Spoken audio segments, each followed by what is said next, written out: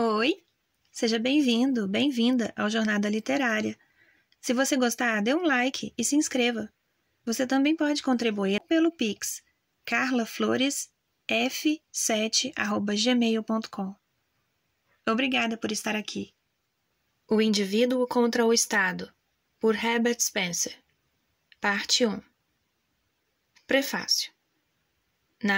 Abre aspas, a revista de Westminster, fecha aspas, publiquei um artigo intitulado, abre aspas, Reforma Parlamentar, os perigos e a defesa, fecha aspas.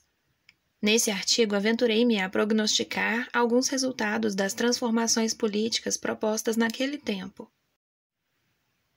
Eis aqui, reduzida à sua expressão mais simples, a tese que sustentava, abre aspas, se não se tomam as precauções convenientes, o acréscimo da liberdade aparente será seguido de uma diminuição da liberdade real.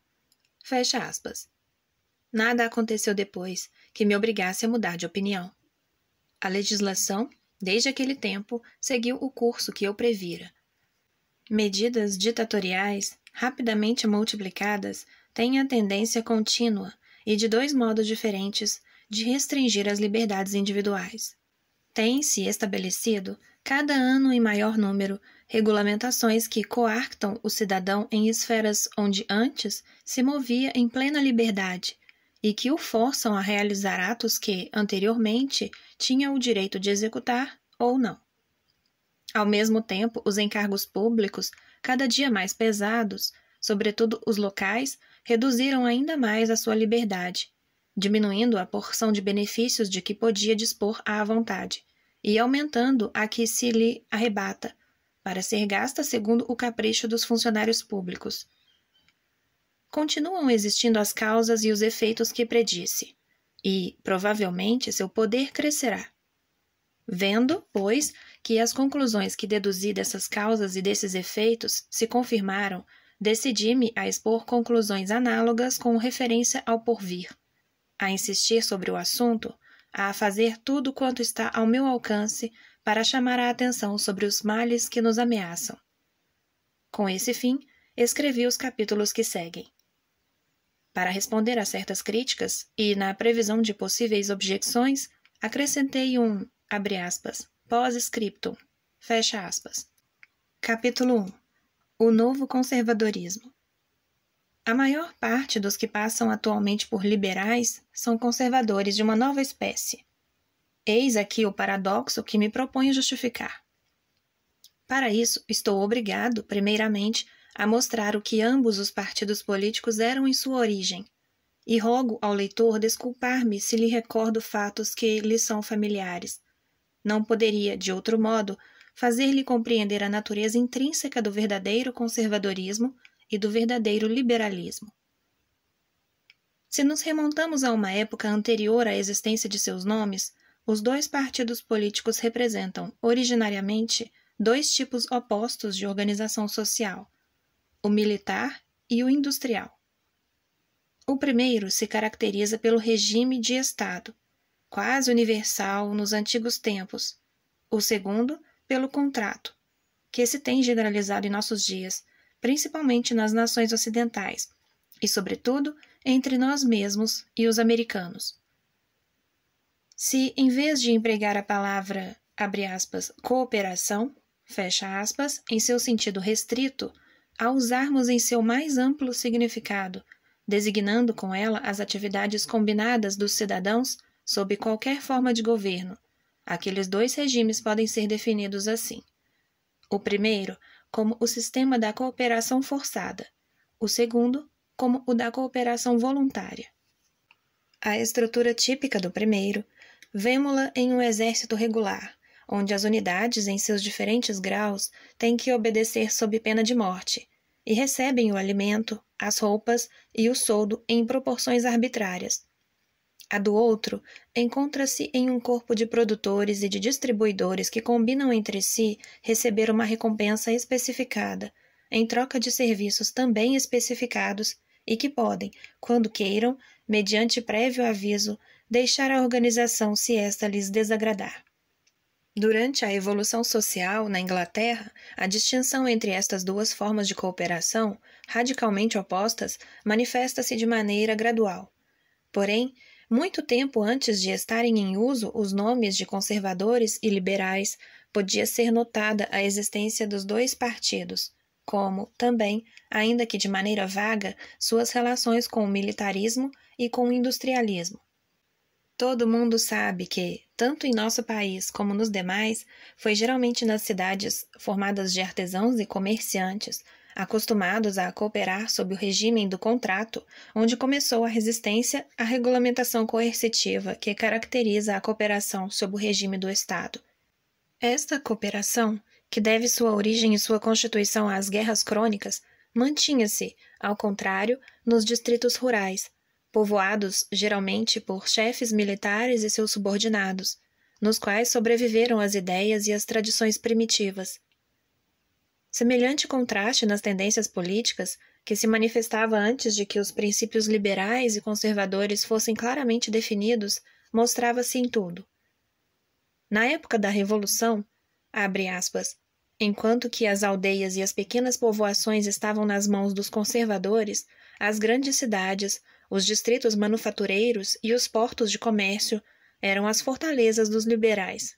Fecha aspas. Inútil é dizer que, não obstante certas exceções, a mesma situação subsiste em nossos dias. Tal era o caráter que aos dois partidos impunha a sua origem. Vejamos agora como esse caráter se manifesta, igualmente em suas primeiras doutrinas e em seus primeiros atos. O liberalismo começou com a resistência aos esforços de Carlos II e sua camarilha para estabelecer a monarquia absoluta. Os liberais consideravam a monarquia como uma instituição civil estabelecida pela nação em benefício de todos os seus membros, ao passo que, para os conservadores, abre aspas, o monarca era o delegado do céu, fecha aspas. A primeira destas doutrinas implicava a crença de que a submissão ao rei era condicional. A segunda, a de que esta submissão deveria ser absoluta.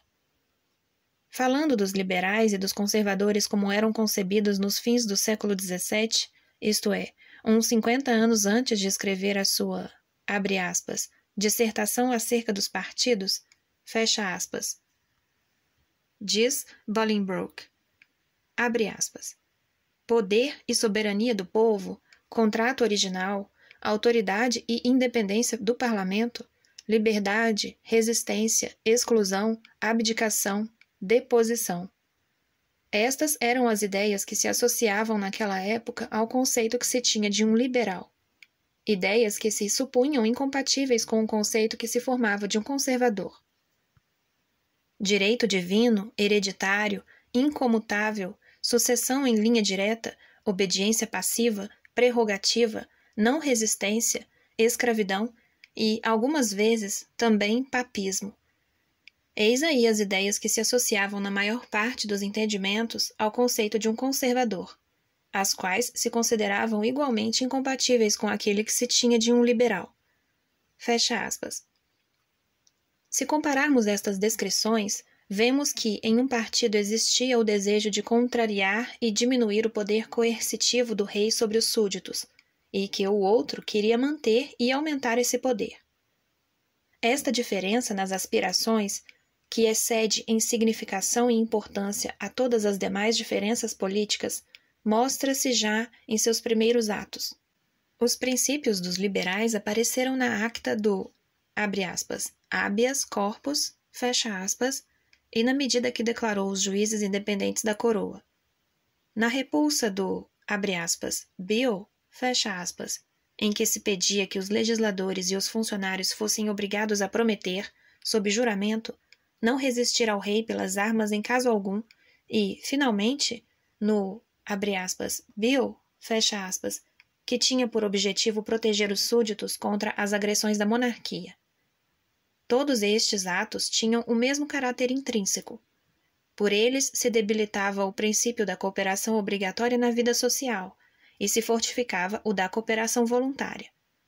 Uma observação de, abre aspas, Mr., fecha aspas, Green, referente ao período durante o qual os liberais exerceram o poder, depois da morte da rainha Ana, demonstra que a política do partido seguia a mesma tendência geral em uma época posterior. Abre aspas. Antes de haverem transcorrido os 50 anos de seu poder, diz, os ingleses se haviam olvidado de que se pudera perseguir a alguém por diferença de religião, ou suprimir a liberdade da imprensa, ou intervir na administração da justiça, ou governar sem parlamento. Fecha aspas. Agora, deixando de um lado o período de guerra de fins do último século e princípios do corrente, durante o qual a liberdade perdeu grande parte do terreno conquistado e o movimento retrógrado até ao tipo social do militarismo manifestou-se em toda a espécie de medidas coercitivas, desde aquelas que autorizaram a apoderar-se das pessoas e dos bens dos cidadãos para as necessidades da guerra, até as que suprimiram as reuniões públicas e tentaram amordaçar a imprensa. Recordemos o caráter geral das transformações efetuadas por iniciativa dos liberais, quando o restabelecimento da paz permitiu que renascesse o regime industrial com a estrutura que lhe é própria. Sob a crescente influência dos liberais, anularam-se as leis que proibiam as associações de trabalhadores e as que restringiam a sua liberdade de viajar. Outra das reformas dos liberais foi a lei que reconhecia aos dissidentes o direito de crer o que quisessem, sem se expor a determinadas penas civis, o que permitiu aos católicos confessar sua religião sem menoscabo de sua liberdade. Estendeu-se o campo destas com as atas que proibiam a compra de negros e sua manutenção como escravos. Aboliu-se o monopólio da Companhia das Índias Orientais e foi declarado livre para todos o comércio com o Oriente. Graças ao, abre aspas, Reform Bill, fecha aspas, e ao, abre aspas, Municipal Reform Bill, fecha aspas, diminuiu o número dos cidadãos não representados, de modo que, assim, na nação, como no município, a massa foi, em parte, emancipada da dominação dos privilegiados. Os dissidentes, libertos da submissão à forma eclesiástica do matrimônio, puderam casar-se civilmente.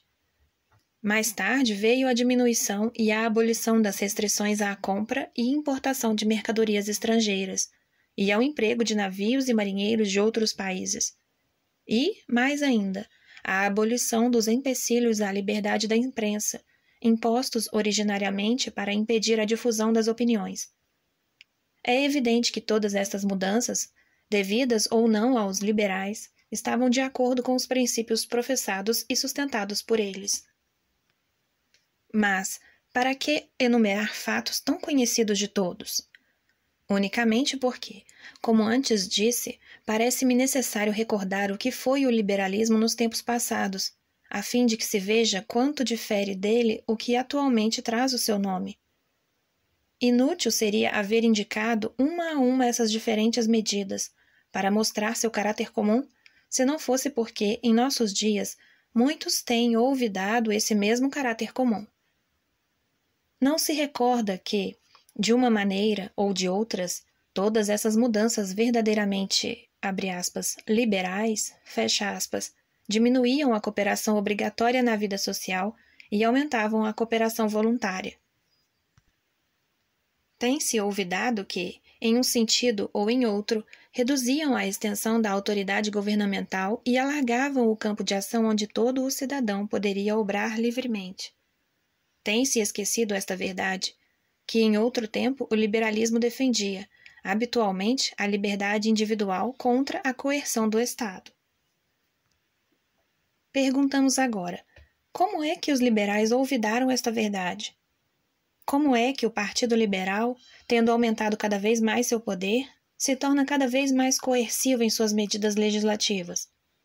Como é que, já diretamente, por meio de suas próprias maiorias, já indiretamente, prestando seu concurso, em certos casos, às maiorias de seus adversários, o Partido Liberal tem adotado com demasiada frequência a política de dirigir as ações dos cidadãos e de diminuir, portanto, a esfera dentro da qual são livres essas ações. Como poderemos explicar essa confusão de ideias que o tem levado, na busca do que parece ser o bem público, a inverter o método que o ajudou, em tempos passados, a realizar esse mesmo bem? Embora à primeira vista pareça impossível explicar essa mudança política inconsciente, já veremos que ela se produziu de um modo natural. Conhecido o critério concreto que, geralmente, prevalece nas questões políticas e, dadas as circunstâncias atuais, não se podia esperar outra coisa. Para demonstrar a verdade dessa asserção, são necessárias algumas explicações preliminares. Em todos os animais, desde os inferiores aos superiores, a inteligência progride por atos de diferenciação. Da mesma forma, progride nos homens, desde os mais ignorantes aos mais instruídos. Classificar com exatidão, colocar no mesmo grupo as coisas que são essencialmente da mesma natureza e, em outros grupos, as que são essencialmente de natureza diferente, é a condição fundamental para dirigir bem as ações. Começando pela visão rudimentar que nos assinala a passagem de algum corpo opaco pelas nossas proximidades, da mesma maneira que, voltados para a janela, com os olhos fechados, percebemos a sombra produzida por uma mão colocada ante eles, a qual nos indica que algo se move diante de nós. Chegamos, a pouco e pouco, à visão desenvolvida que, pela apreciação exata da combinação das formas, das cores e dos movimentos, nos permite reconhecer de longe os objetos, a presa ou o inimigo, e nos põe em condições de aperfeiçoar nossa maneira de agir para assegurarmos o alimento ou escapar à morte.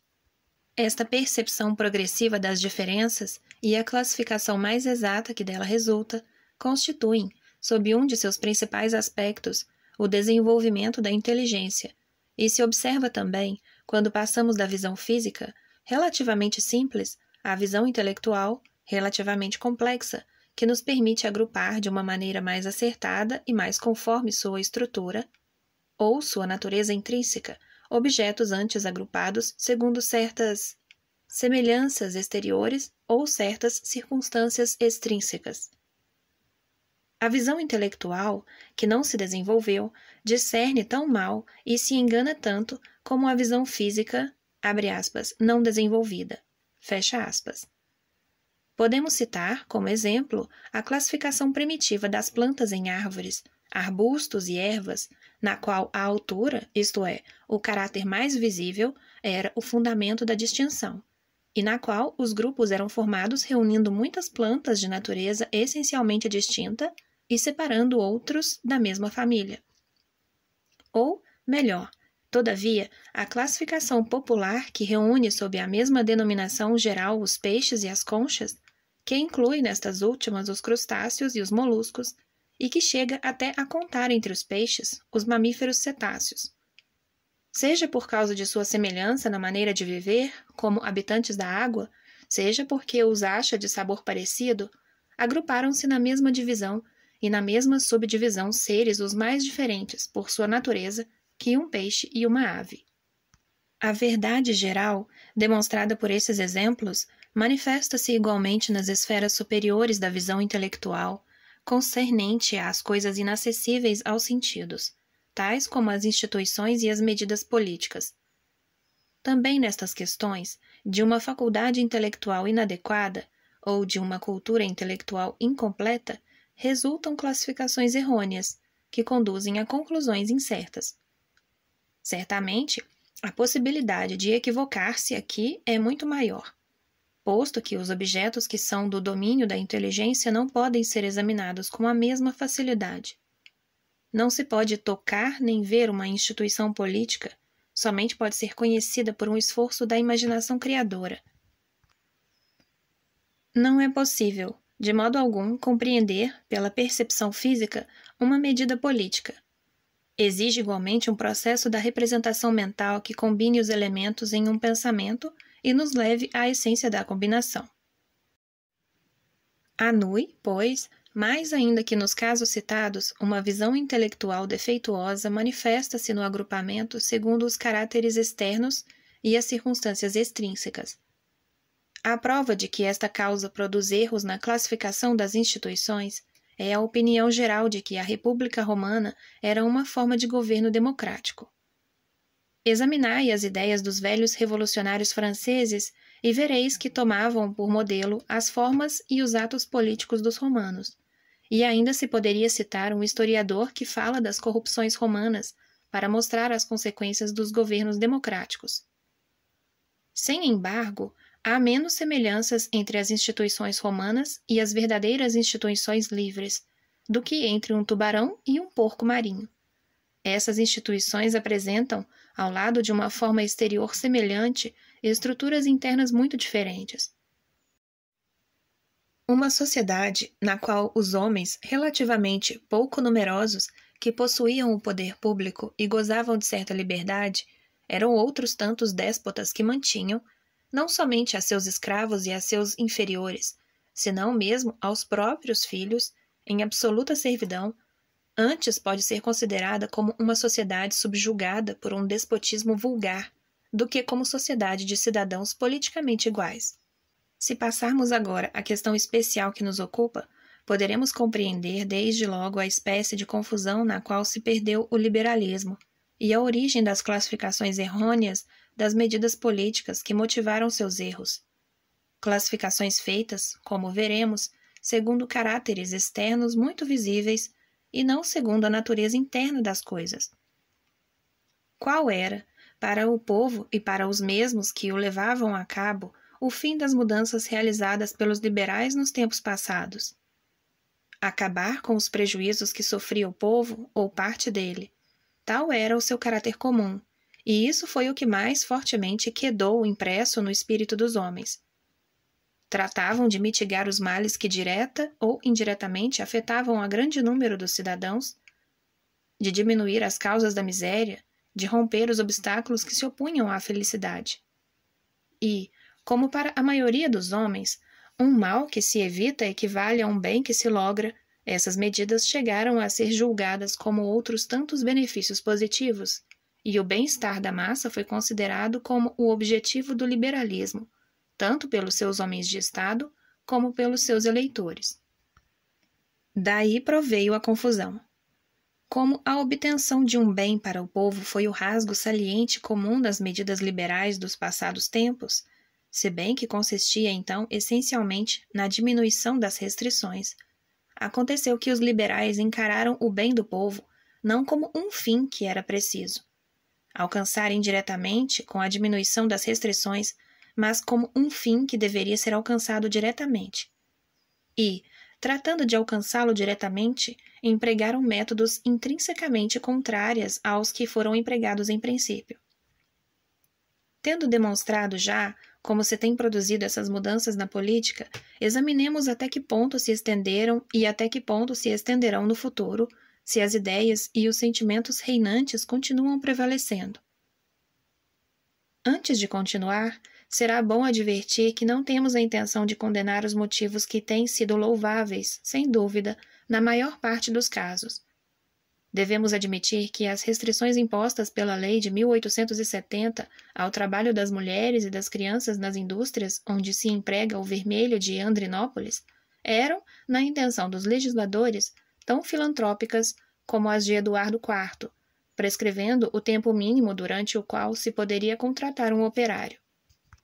Indubitavelmente, a acta do Parlamento relativa à distribuição de sementes na Irlanda, que permitia aos administradores comunais comprá-las para os lavradores pobres e os autorizava a exigir provas de que tinham sido devidamente semeadas, foi ditada por um desejo de bem público tão grande como o que inspirou a acta de 1533, prescrevendo o número de carneiros que um criador poderia ter, ou a de 1597, que ordenava a reconstrução das propriedades rurais em ruína.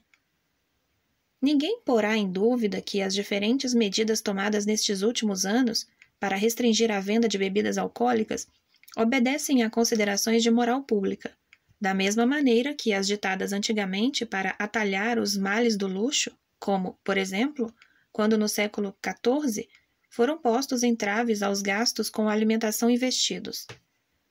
Todos compreenderão que os editos publicados por Henrique VIII para impedir às classes inferiores o jogo dos dados, naipes, etc., eram inspirados por um desejo tão grande de contribuir para o bem público como as leis recentes que proíbem os jogos de azar.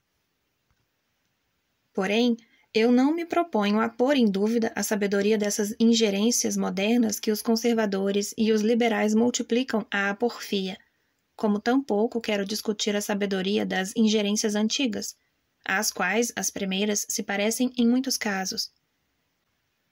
Não cuido de examinar se as precauções adotadas ultimamente para preservar a vida dos marinheiros são ou não mais judiciosas que a medida radical escocesa que, em meados do século XV, proibia aos capitães de navios sair dos portos durante o inverno. Por enquanto, não trataremos de averiguar se há razões mais poderosas para conceder a certos inspetores o direito de visitar algumas casas, com o fim de ver se ali encontram alimentos deteriorados, do que as que existiram para Eduardo III, que ordenou aos hospedeiros dos nortes prestar juramento de que revistariam aos seus hóspedes, para impedir a exportação da moeda. Admitimos que há tanto sentido na cláusula da acta que proíbe ao proprietário de uma barca tomar por pupilos, gratuitamente, os filhos dos barqueiros, como havia nas atas relativas aos, abre aspas, Spitalfields, fecha aspas, em virtude das quais esteve proibido os manufatureiros, até 1824, no interesse dos artesãos, estabelecer suas manufaturas a mais de 10 milhas da Bolsa Real. Não perguntaremos, pois, se os legisladores foram guiados pela filantropia e pela sabedoria. Admitimos que o tenham sido por uma e por outra. Do que, unicamente, nos termos de ocupar, é da natureza coercitiva dessas leis que, boas ou más, segundo as circunstâncias, foram ditadas no período em que os liberais estavam no poder. Para não buscar demasiadamente longe os exemplos, remontemos somente até 1860, época do segundo ministério de Lord Palmerston. Nesse ano, as restrições contidas na lei relativa às manufaturas estenderam-se às indústrias de lavanderias e tinturarias. Deu-se o direito de fazer analisar os alimentos e as bebidas, sendo que os gastos com estas análises ficavam a cargo das comunas. Criaram-se inspetores para as fábricas de gás, fixando-se a qualidade e o preço máximo deste. Ditou-se uma lei reforçando o que concerne à inspeção de minas, impondo penas para os que empregassem rapazes menores de 12 anos que não tivessem frequentado escolas e não soubessem ler e escrever.